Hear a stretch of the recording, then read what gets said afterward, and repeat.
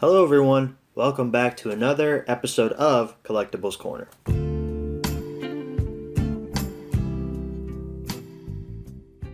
This is the show where we sit in this corner of my bedroom and we just talk about collectibles. As you could probably tell by the title, yeah, it took me 3 episodes to finally get to Funko Pops. I know, I'm just as shocked as you are. Out of all the collectibles that are currently housed in this bedroom and other parts of my house currently, Funko products are probably the most prevalent. I own over 300 Pop figures currently. I have been collecting Funko Pop since around 2015, 2016. I can't really remember off the top of my head. Pretty sure it was 2015.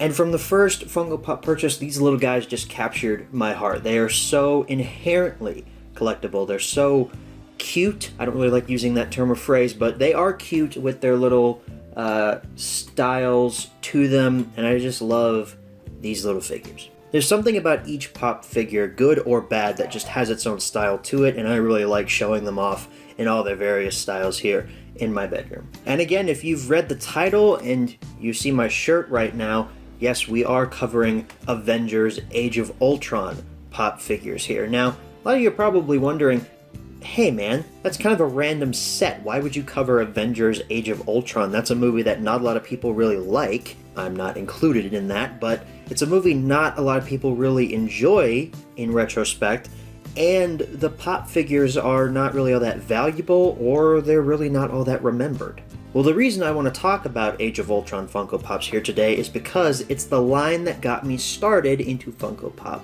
collecting. So, without further ado, let's jump into it. These are all in chronological order of when I purchased them, and to begin, we're starting off with my very first Funko Pop ever purchased, Iron Man Mark 43.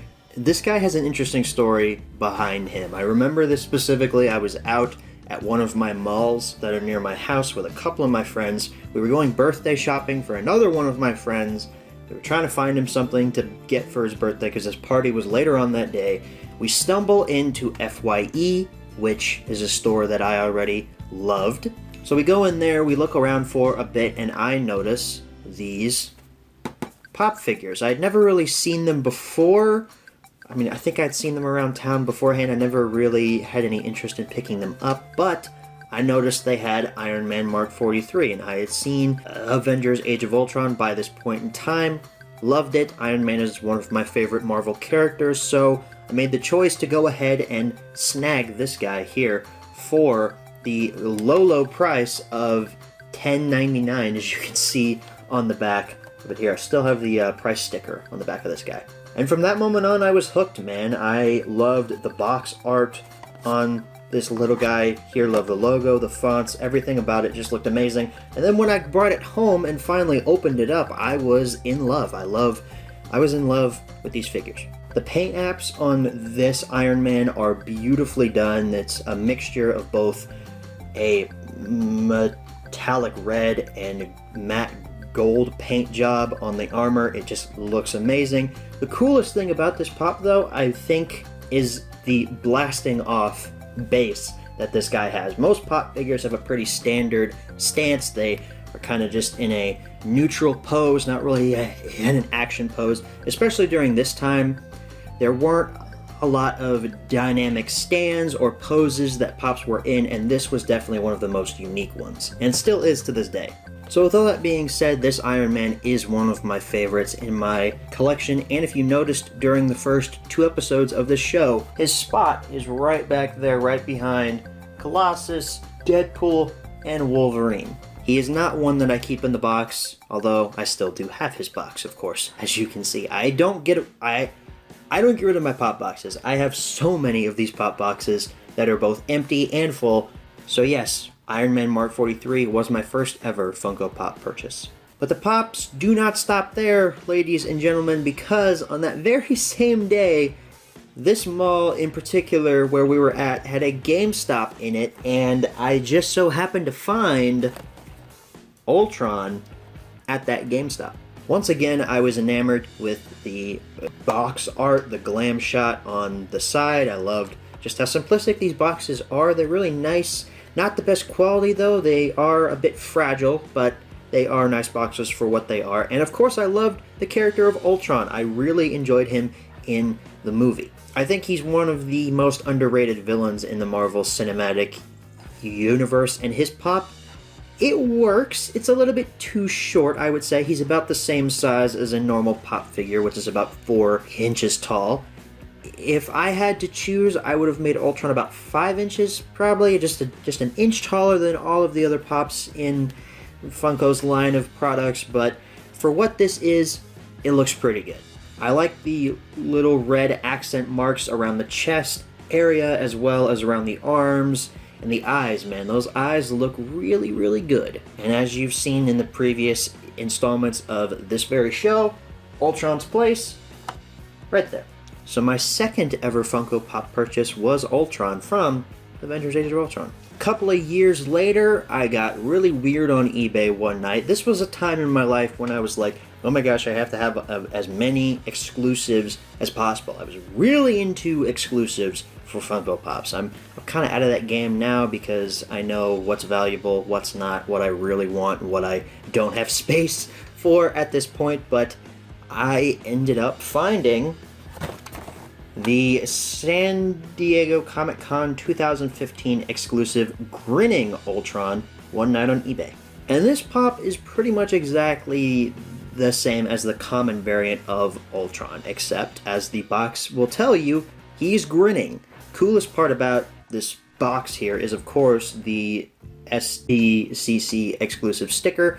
I like it. It's pretty nice. Their stickers definitely got better as the conventions went on. And as I said previously, this is pretty much the exact same variant as the common Ultron pop, except he's smiling with that really, really creepy grin. I like it, but at the same time, I didn't really need this one all that much. But it's Ultron, and I like Ultron as a villain.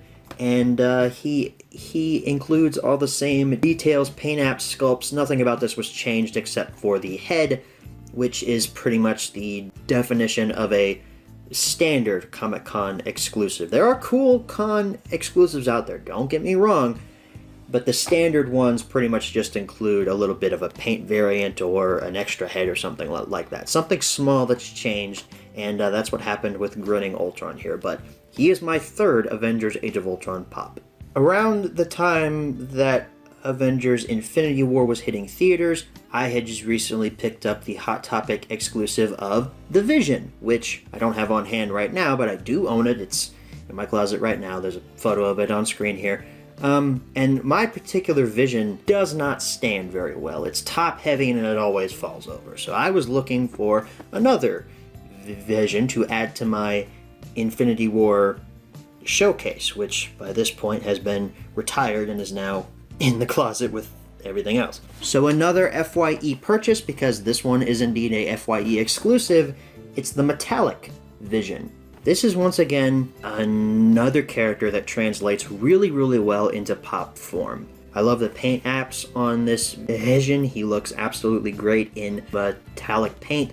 Not exactly 100% accurate to the movie, but it looks really great. The head purple is really what draws me to this figure. It just looks amazing with that paint job, and his body, the way that it shimmers and everything like that, ooh, it just looks great. A little bit of a complaint though, I wish they would have made the Infinity Stone in his head a little bit translucent, I guess. I don't want it to glow, but kind of like a little metallic paint job there. It looks like they missed that on this particular variant, because if you look at the box, the stone is kind of glowing on the box, or at least it's a bit reflective. There's really no paint applied to the stone that gives off any indication that it glows or is metallic in any way, but the pop itself still looks great. And I'll tell you this, one of the main reasons I was looking for this particular version of this character is because, well, my FYE for the longest time had probably 50 to 100 of these things just laying around, and most of them were on clearance by the time I was looking for Vision here, so I got him at a pretty deep discount. Same thing happened with Dryden Voss from Solo. My FYE has probably 100 of him just laying around, and he's been on clearance for the longest time, which was kind of a stick in my heart, because I picked up Dryden at full price. Well, if I had just waited a little bit longer, I could have got them for cheaper. And now finally for my last Avengers Age of Ultron Funko Pop.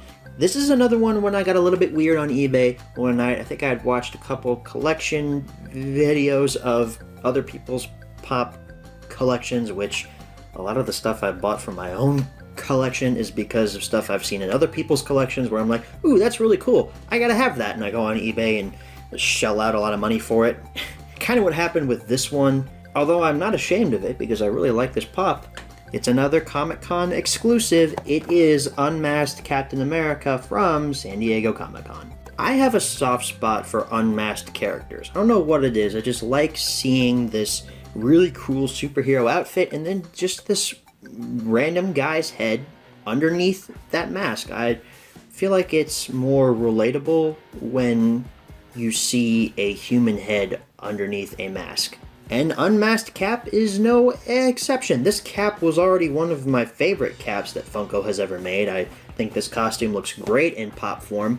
And the hair sculpt, top-notch hair sculpt. I really like how Funko had the hair lay on the head and everything. It just looks really, really good. The body is, of course, reuse from the standard cap that was released around this time, but that unmasked head, man, it looks really, really good. Like I said, I really like the hair sculpt on it, but the cap body looks pretty great too. I will say though, this is a bit of a weird thing, but the neck is not painted right. It's painted all blue, however, it shouldn't be blue. At least not all the way around. There should be blue on the collar, but there's a little bit of a cutout point where you would see flesh, and it's not painted a flesh tone, it's painted blue. I feel like that was a little bit cheap on Funko's part, but other than that, this exclusive is pretty great.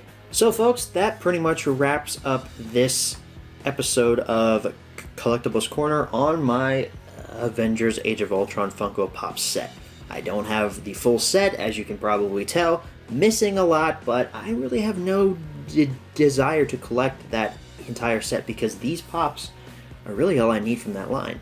The first two, as I said, were my first Funko Pop purchases, and without Iron Man and Ultron, and to an extent Avengers Age of Ultron itself, I would not be a Funko Pop collector to this day. There might have been something else that would have drawn me into it, but I still think that without those two pops right there, I was pointing at them, without them there, I don't know if I would be where I am right now.